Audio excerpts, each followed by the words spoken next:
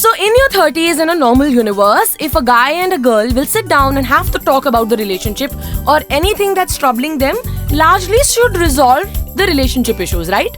But this is the world of Luv Ranjan, so that's not gonna happen, and it's gonna give us a movie called Tu Jhooti Main Makkaar, almost 3 hours long. Blockbuster movie review सुन रहे हैं आप संस्कृति के साथ, and I'm back with the movie review of the movie Tu Jhooti Main Makkaar, starring Ranbir Kapoor, Anubhav Singh Bassi, the cameo. That's really great. Shraddha Kapoor, Dimple Kapadia, and many others in an ensemble cast. This is written and directed by Luv Runjan, who needs no introduction, from Pyar Ka Panchnama 2, and Sonu Ke Titu Ki Sweetie. Now let's get this straight. I don't know about the guy individually, but his movies have been misogynistic, casually sexist, paint women into one light. लड़कियों की life में और कोई ambition ही नहीं है, just to screw up with men's lives or their money, or are they like nothing but gold diggers? But चलो उस सबको हटा देते हैं. When I go into a movie, I go without a bias because I don't want to color my judgment. Like, okay, it can be a different movie. And to be very fair, Tu Jhooti Main Makkaar का जब trailer भी आया था, I could not really figure out what Shraddha Kapoor's character is. It looked like a rom-com and a romantic movie that was really around a couple, a guy and a girl from Delhi, and that's about it. But अब आते हैं कहानी पे, जहाँ पे I don't think women are fucked up, but in this universe even the men are as fucked up. कहानी शुरू होती है अनुभव सिंह बस्सी के कैरेक्टर से, जिसकी शादी हो रही है and he is going for a bachelorette in Spain, but उसके साथ जाने वाली है उनकी fiance, because girls of course cannot give guys privacy. That was the first red flag of this movie. अब एंटर करती हैं वहाँ पे इनके फियांसे की best friend, that is Shraddha Kapoor, जिससे प्यार हो जाता है पहली ही नजर में रणबीर कपूर को. Who says, by the way, I'm in 30s and I'm looking for a matured relationship. But he's not had a conversation with this girl. Yeah, she looks pretty, but is that enough for falling in love? Going ahead. She says holiday का प्यार तो बिल्कुल गुम जाता है, but he is trying to convince her, despite her saying तू चेप हो रहा है, and that relationship after Spain and the Bachelorette lasts into basically them going to Manish Malhotra stores to select their ghagras and lehengas for the wedding, including the venue, all in a span of probably 2 weeks. Yeah, that's the plot of the movie. By the way, Ranbir Kapoor's profession in this movie plays a very important role. उसके chain of multiple businesses हैं, and from what he is telling in the movie is कि he sells Mercedes cars and he has multiple showrooms. But 2 बजे सो के उठता है, and because he has a generational business, he doesn't really have to work hard. That's not true. I think again, people in the movies, including who come from nepotistic background, play and paint people who come from privilege as non-hardworking people, which is not at all true. And of course, he doesn't do anything, but 2 lakh रुपए लेता है वो हर client से to break up couples. Yes, that's apparently his side business. He is a consultant who breaks couples without revealing the identity, and so that the couple doesn't even know. Like, दोनों जो रिश्ते में involved होंगे उनको पता नहीं चलेगा हमारा breakup क्यों हुआ.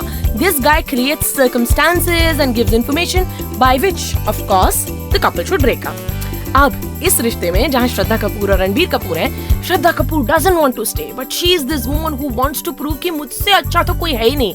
मैं तो मतलब I've jumped from heaven. I'm this, I don't know, goddess and queen, and she ends up calling Ranbir Kapoor, who she doesn't know is doing this business and is her boyfriend, to say कि मुझे breakup करना है. And Ranbir Kapoor, by the way, cannot recognize his own girlfriend, fiance's voice, saying मैं अपने so-called fiance के साथ खुश नहीं हूँ, please ब्रेकअप करवा दीजिए. कहानी है इसके बाद की. In the second half, there's a game and a banter between the guy and the girl, which happens to be almost the plot of all movies of Luv Runjan, Sonu Ke Titu Ki Sweetie, Pyar Ka Panchnama, etc. But why even the men are shown to be people who want to play these dirty games? They can spend money, they're buying tickets for foreign for their entire family just to prove something in a relationship. All of that not only being unrealistic is also exhausting, like to a point where it doesn't seem just fiction and fantasy, it feels stupid. Now coming to Ranbir Kapoor, of course, जब उसको पता चल जाता है, he also doesn't be the wiser, bigger man, as he claims in his 30s, to go ahead and say, if you're not happy with me, what's bothering you? Let's have a chat. Why do you want to break up? He's like, अब मैं भी इससे लड़ूंगा, and he wants to prove himself to be again, I have jumped from heaven and I will take the sacrifice. See, it's not going to be a spoiler, so I'm going to give it anyway. The real crux and the problem of the movie is basically a woman having problem with the family which is too interfering, which belongs to the guy's side, and saying कि यार, I have lived in a controlling family, in a joint family, and I want my own freedom. यार तो तुम ये बात कर लेती. In fact, very much earlier in the movie, there's a scene जहाँ पे Ranbir is introducing his girlfriend at home. His mom says, क्या जरूरत थी कुर्ते वुर्ते पहने की? She can wear jeans. Seems like it's a pretty chilled out family. They both could have sat and had this conversation. It's really fucked up to see women characters in Luv Ranjan's movie, and I'll be very honest, when I was in school and I saw Pyar Ka Panchnama, I too might have laughed, and now I regret it that we were all casually sexist. All women aren't like that, all men are not like that. But in this movie, the man is as fucked up. But even with the smoke screen, where Luv Ranjan is trying to break that stereotype where he is making toxic female characters, he plays that itself. Because towards the end, he's like, "Arey, but परिवार space दे सकता है, परिवार का साथ हो सकता है, and women aren't wrong to ask all of this."